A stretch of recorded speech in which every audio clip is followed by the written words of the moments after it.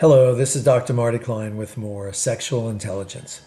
Well, National Orgasm Day has once again come and gone. Celebrated in a dozen countries around the world, it's meant to challenge the taboo against talking about orgasm, especially female orgasm. Now, masturbating is the sexual activity that's most likely to lead to orgasm, regardless of gender. Of course, you don't need a holiday in order to masturbate, although masturbating can make any day feel like a holiday. Well, anyway, I've already discussed the so-called orgasm gap in my blog and on Instagram. I say that the orgasm gap between men and women is more of an entitlement gap, a self-knowledge gap, and a communication gap.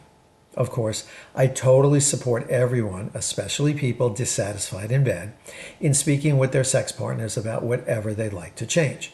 And note, you don't have to know how to change something in order to report your discontent and to request change. Now, let's discuss faking orgasm. In recent national studies, more than half of female respondents typically report having faked an orgasm at least once. And in a 2010 national study, a quarter of the male respondents said they did too. That's a lot of people faking a lot of orgasms. Now, we know why people fake orgasms, and it's no surprise.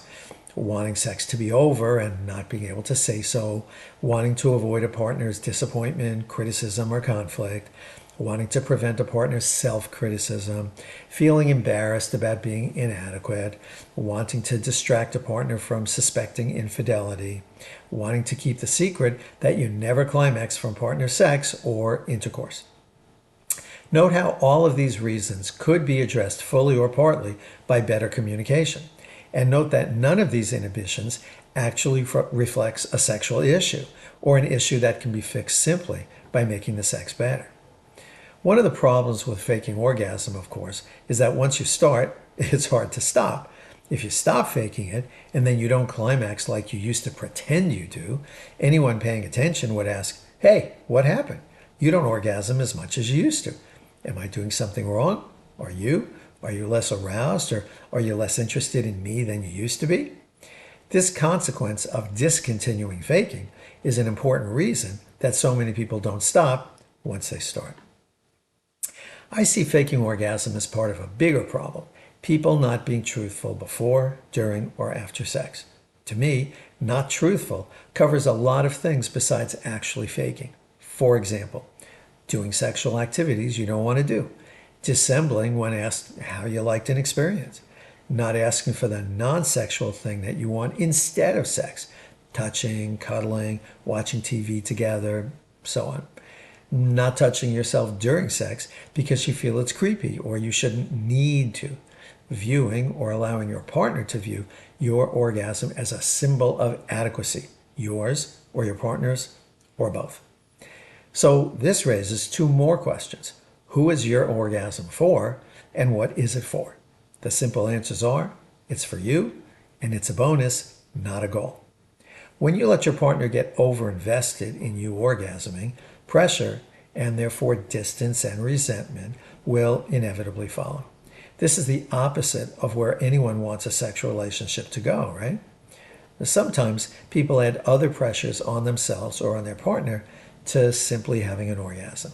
These unnecessary pressures include the need to squirt during orgasm, to have multiple orgasms, to have simultaneous orgasms, and to ejaculate semen, as opposed to an orgasm where nothing comes out of the penis.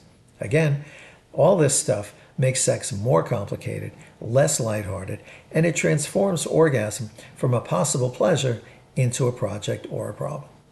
To enhance your sexual experience, don't make orgasm a priority, don't give it meaning, and don't turn it into a symbol or a deliverable. If you don't have reliable orgasms and you would like to, discuss it with a partner when you're not having sex, like during lunch or when you're on a long drive, and make it an interesting object of curiosity. And ignore social media. And do check out the websites of the Kinsey Institute, Dr. Rachel Rubin, and Dr. Kelly Casperson. If you have not discussed this concern with a physician, do so. A sex therapist is also a good source of information and reassurance. And do remember, if you think orgasm is the best part of sex, I think you're missing the best part of sex. Well, I'm Dr. Marty Klein. Thanks for joining me. Do click subscribe, do click like, and if you like your sexual intelligence one line at a time, check me out on Instagram. Thanks a lot. Bye.